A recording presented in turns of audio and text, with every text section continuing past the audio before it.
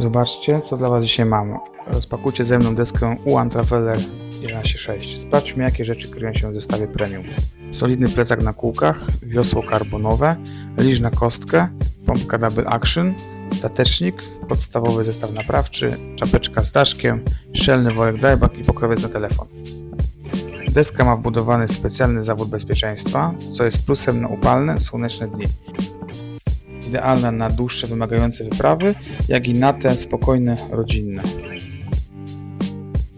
Napiszcie w komentarzach, z kim najchętniej wybralibyście się w podróż na takim SUV-ie.